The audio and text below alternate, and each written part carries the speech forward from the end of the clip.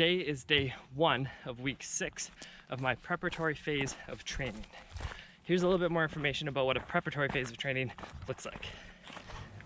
A classic periodization model contains 3 different phases: a preparatory phase, a competitive phase, and a transition phase. Now, how many times these different phases repeat themselves within a calendar year depends on your sport and how many main competitions that you have. In the context of distance running, we typically have 1 main race per year. Now, we might do tune-up races or B races, but usually our season is built around 1 key race.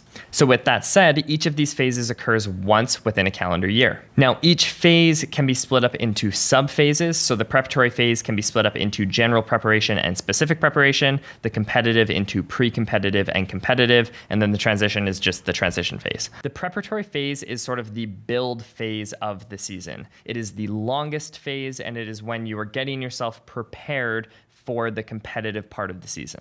The competitive phase is kind of as it sounds. It's when you're getting more specific with your training, doing more race pace efforts, and when you're going to taper and peak and compete. The transition phase is after your competitive season is over. It's when you get to relax, reflect on the previous season, and transition into the next annual cycle. We'll dive into these more in the future, but the preparatory phase of training has a few key considerations. In the context of distance running, it's when you are slowly building your volume. So typically intensity is kept relatively low, and you're progressing your volume, really focused on building your aerobic base. It's also when you're prioritizing strength training. You're trying to get your body prepared and strong to handle the more high intensity efforts that come later in the season. This is also when you would plan and practice your nutrition strategy for the season. And this would also be the phase of training that you could incorporate different body composition goals, different sports psychology tactics, and practice those things so that when the competitive season comes, you are as prepared as you can be. Now, for this week of training to make any sense, there's some context that we need to cover. First, I am not elite. There's nothing fast or extreme going on here with this running. I started running in the summer of 2019, ran a little bit. 2020, 2021, 2022, ran a bit more. We're talking like on average somewhere between 30 and 40 kilometers a week probably. And then 2023, last year, took the entire year off of training, and now I am 6 weeks in to starting to run again. Second thing to keep in mind, my wife and I have a 6-week-old baby. So training is completely secondary to home life situation. Finding the balance with trying to eat well, have time with baby, I'm working full time, have time with my wife. Training is not the #1 priority in my life whatsoever. It is something that makes it just that much more beautiful and enjoyable. It's not the #1 priority. So on that note of having a 6-week-old baby, as any of you who are parents are very well aware of, sleep is questionable right now. So my goals are very much designed to adapt to how I'm feeling, how I'm recovering, how I'm sleeping, and just how well I'm handling everything at home. So here's a little bit more about how my goals are structured during this preparatory phase of training. At some point, I'll go through my running plan for this season, and it'll give a lot more detail to this. But my goals for this preparatory phase of training are really simple. Slowly progress my running volume, keep my intensity under control, prioritize strength training, and really just focus on building the habit. Because my wife and I are still adjusting to life with a newborn, I decided that it was probably best I don't set specific outcome goals. So like, I'm gonna hit 55 kilometers this week, this much elevation, these paces, yada, yada, yada. Was not going to work for me. So I just set ranges that progress over time so that my overall trajectory will increase, but it just gives enough flexibility that there isn't the pressure of hitting specific targets. And that's really all there is to it. Trying to keep it as simple as possible. Slowly progress volume, keep intensity under control, prioritize strength training, and just focus on time management and building the routine. It's hard to see, but there's a bunny up there.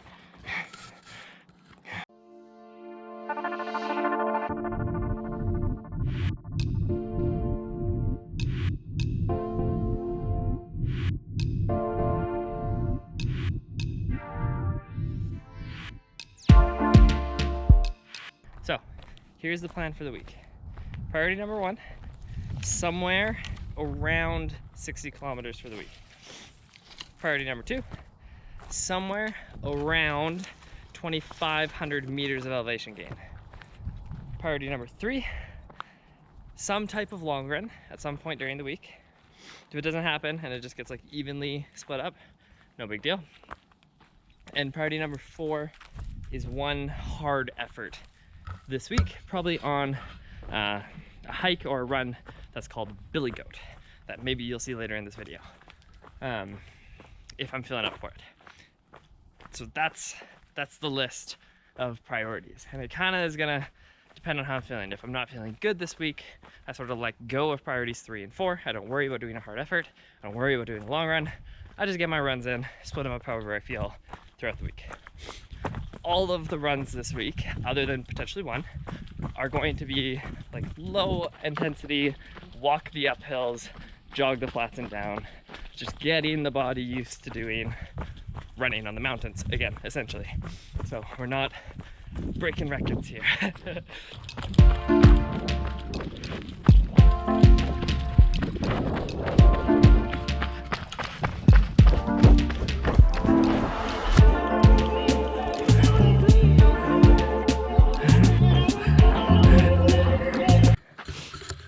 We're having a standoff. Where Gus is right there, there's a pond that he likes to swim in. But it's not hot out today, so I don't want him to swim in the pond. Let's go, Gus, come on.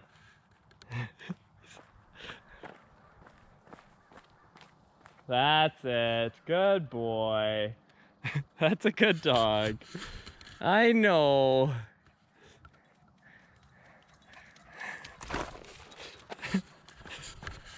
Later this week we'll go there. What a guy.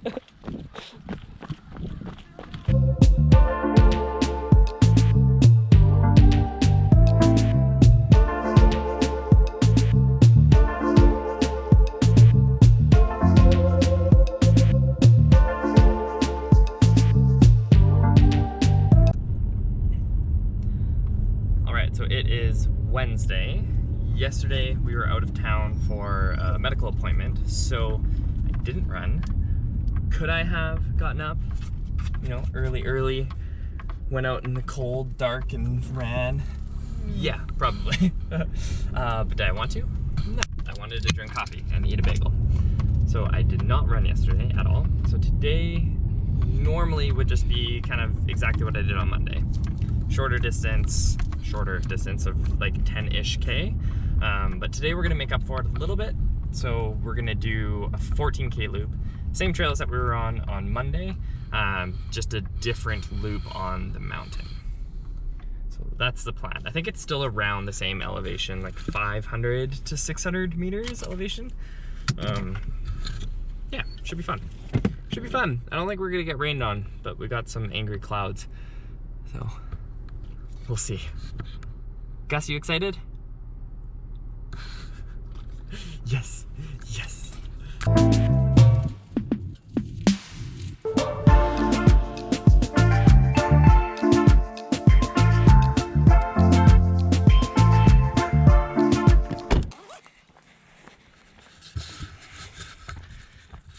Trying out a double belt setup. In the front for my phone, just so it's easy access to it.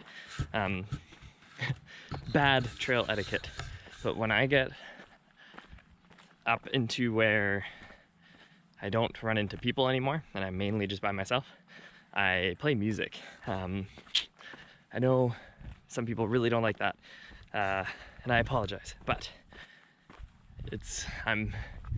Gus and I aren't very loud, so to let the animals know we're there, I do play music. So it's nice to have my phone handy in case I want to change songs, turn music up or down or whatever that might be. And then I hate wearing a pack. Something about like a pack against my back and like straps on my chest. I just find it very uncomfortable. Come on, Gus. Let's go, bud. I find it super uncomfortable. So I found the running pack that you see me wear all the time. This one. absolutely freaking love it. It's light, but it's still big enough that I can have bear spray and either like a speaker or a pocket for a water bottle or whatever it might be. Yeah, absolutely love it. Like, phenomenal. One of my favorite pieces of running gear. It is great.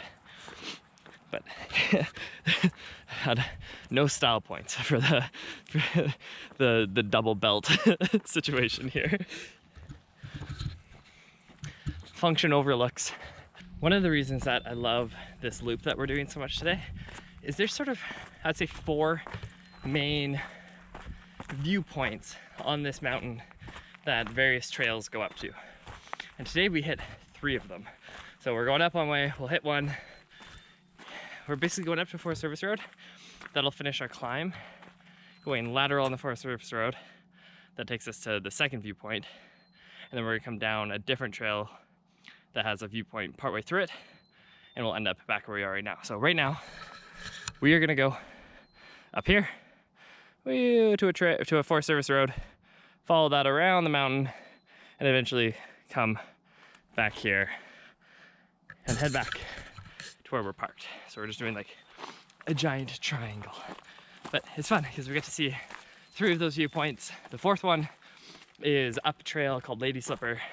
There's no view at the top, but there's a spot along the way to the top that is just beautiful. But that takes you to the summit of this mountain. And I ran into some gentlemen hiking on Monday, and they said that there's still quite a bit of snow up there. So we're gonna leave that for later into the spring. But this run is basically just a big gradual climb all the way up until that Forest Service Road. So we're basically just power hiking. That's the trend for this phase of training, is a lot of hiking on the uphills. A little bit of jogging here and there, but trying to keep the overall intensity under control, except for maybe 1 run a week, while we build up the volume, establish a good baseline, hit all those targets of a preparatory phase of training. So we be hiking.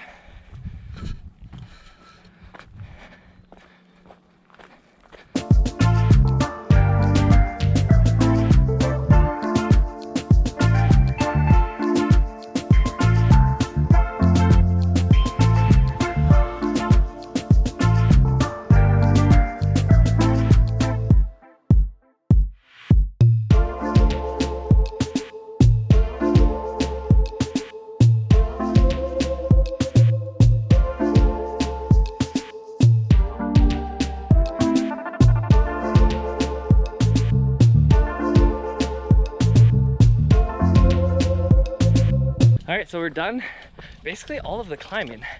So we're on the Forest Service Road for it's another 4 or 5 kilometers, and it's pretty just kind of rolly. No big downs, no big ups really, until near the end. There's a bit of a gradual climb and then a down back into the trails off the road.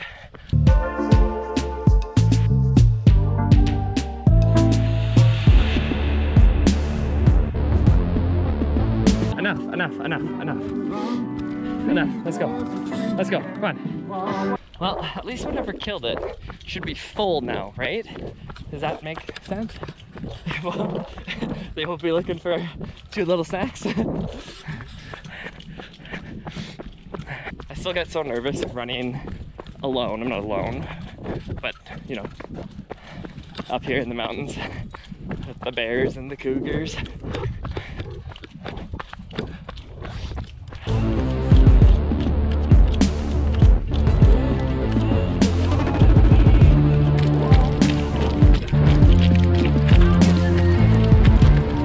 He 100% has something that he should not have. Let's go, Gus. What'd you get? What is that, Gus? Can you drop it for me? Drop it. Is that a deer hoof? Is that the hoof of a deer? Can you put it down? Hey, drop it. Man, there's just dead animals everywhere today. It's very uncomforting. Running in Canada, I tell ya. Yeah, leave it. Nope, Gus, here. Come on. Come here, come on. Let's get away from it a little bit. I don't want you to lick me, okay? Sit. Sit, wait. Okay. Good boy, come.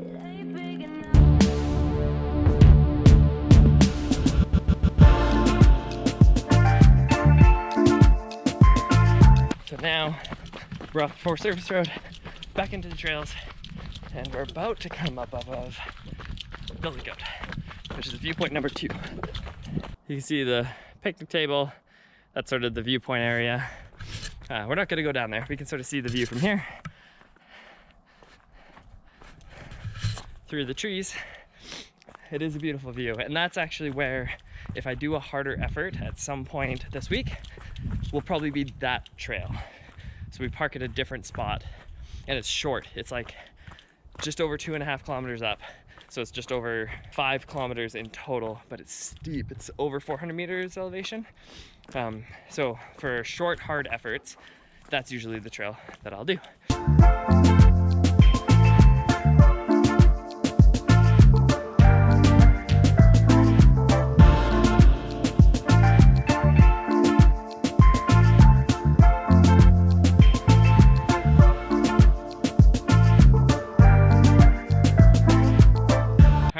Viewpoint number 3, 3 of 3 for this run.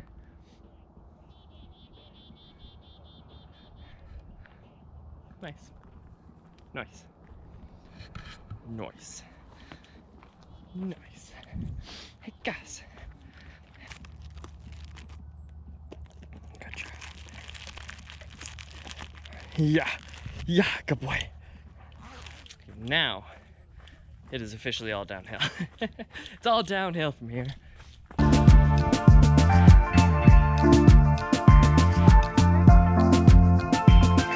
Secret pathway through the fence.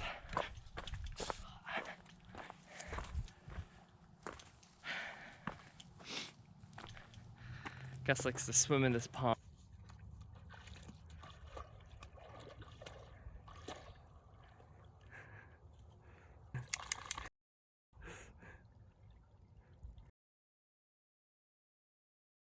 We're back at the trails, and we're gonna do basically the exact same thing that we did on Monday. Easy effort. It's about 10 kilometers. I think it's just shy of 500 meters elevation. Should be fun. It's a nice day, beautiful weather. I thought it rained all this morning, so it's actually kind of nice that I wasn't able to go until this afternoon, because we got some blue skies now. I might actually be too warm in a long sleeve, but that's okay. It's a good problem to have. I'd rather be too warm than too cold, I think.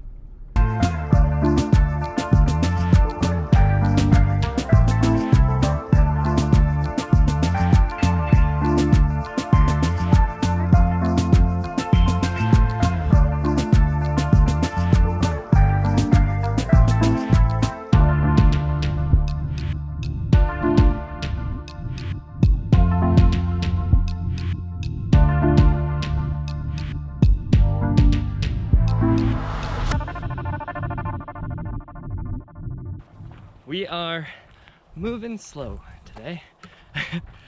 Not feeling 100% today, so we're going pretty slow hiking on the up, pretty slow running on the flat. But that's okay.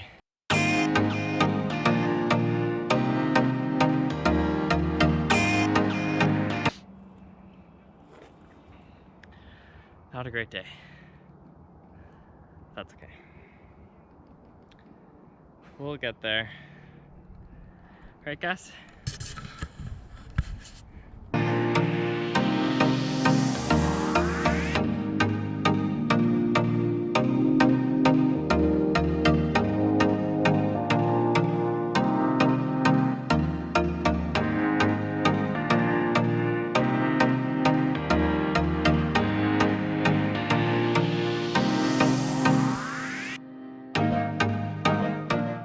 Right, it is Friday. Yesterday was not a great run. Yeah, just wasn't feeling good yesterday. I feel fine now, but Yesterday I didn't realize I didn't feel well until I started running. So we're gonna see how today goes. The first big stretch will probably give me a pretty good indicator. Oh, thanks for kisses. The plan today is to do similar to what I did at the start of the week. So somewhere around maybe 14 to 17 kilometers. We'll see how it goes. I'm hoping I don't hit a whole bunch of rain, but it's starting to rain right now. Sunny and blue skies, yet still like hailing on us here. Looks sunny down there. I think we're gonna lose the rain pretty quick here. Hopefully. It wasn't bad. It wasn't as bad as it could have been, that's for sure. I was wrong about the rain going away.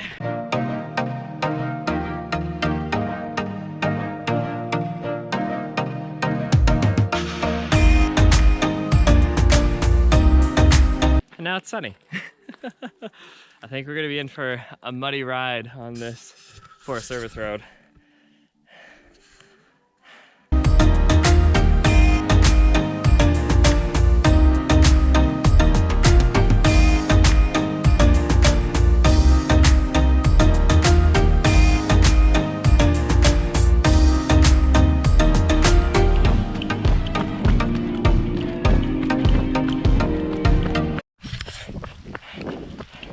Talk about spring weather. Now it's raining. Ah! We're like half a kilometer from the Jeep. Let's go.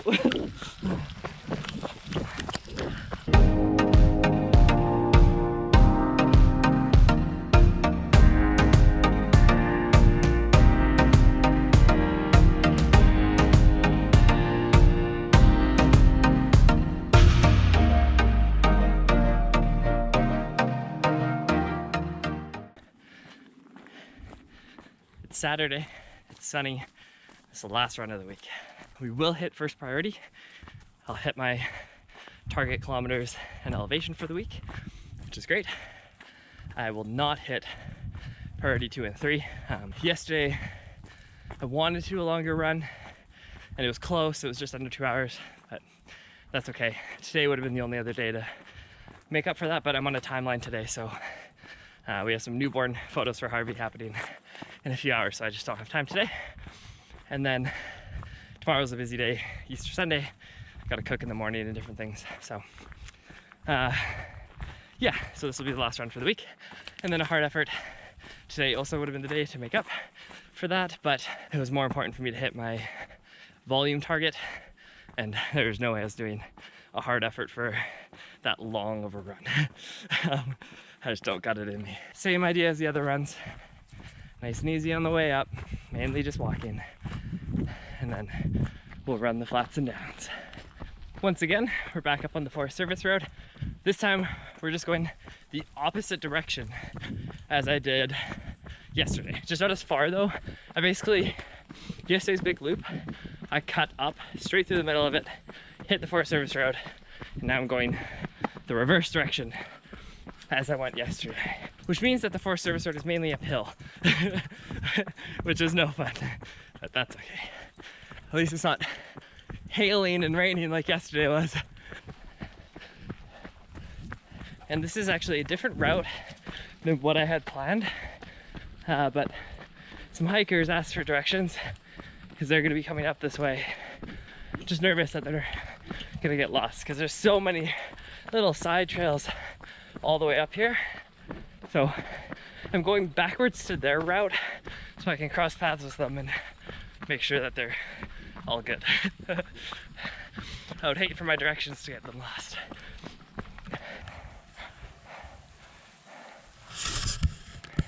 Probably can't see it with the camera, but there's a bunch of elk up on the hill.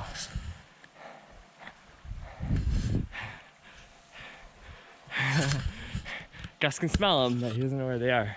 Just a good thing. Let's not chase the elk today.